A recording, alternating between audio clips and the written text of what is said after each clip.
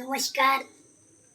আমি একজন ভারতীয় নাগরিক হিসেবে বলছি এবং প্রতিবন্ধী মানুষ হিসেবে দু এক কথা বলতে চাই। বিগত সরকার মমতা ব্যানার্জির সরকার মানে মুখ্যমন্ত্রী উনি অনেক ভাতা চালু করেছিলেন। লক্ষ্মী ভাণ্ডার, বেকার ভাতা, মানবিক ভাতা, মানে প্রতিবন্ধী ভাতা, বয়স্ক ভাতা। কিন্তু উনি নিজের ভোটের জন্য, রাজনৈতিক স্বার্থের জন্য যারা কাজ করে খেতে পারেন সেই মহিলারা এবং বেকার যুবক যুবতীরা তাদের ভাতা বাড়িয়েছেন 1000 টাকা থেকে 1500 টাকা, 1700 টাকা।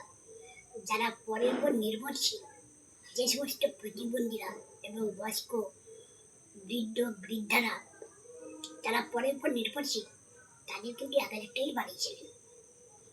কিন্তু বর্তমান যে সরকার, বিজেপি সরকার, সেই সরকার যে ইশতেহার প্রকাশ করেছেন সেখানে কিন্তু অন্নপূর্ণা ভাণ্ডার 3000 টাকা, বেকার ভাতা 3000 টাকা, বয়স্ক ভাতা 3000 টাকা এগুলো করেছেন।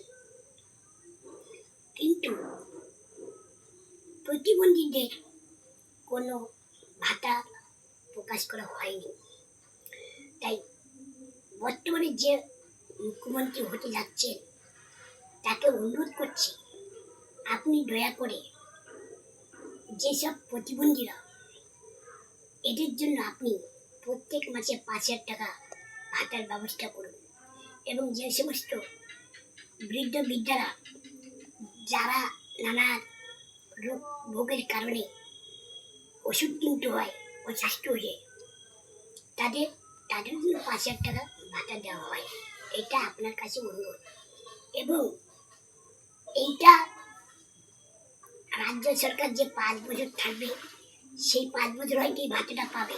কিন্তু আমার মনে হয় এটা কেন্দ্র সরকারের আইনের মাধ্যমে এটা আনা উচিত।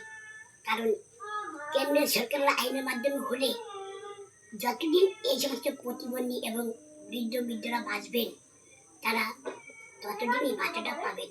তার জন্য আমি মাননীয় প্রধানমন্ত্রী এবং রাজ্যের মুখ্যমন্ত্রীর কাছে অনুরোধ, আপনারা আমার ব্যাপারটা ভেবে দেখবেন। ভালো থাকবেন। ধন্যবাদ।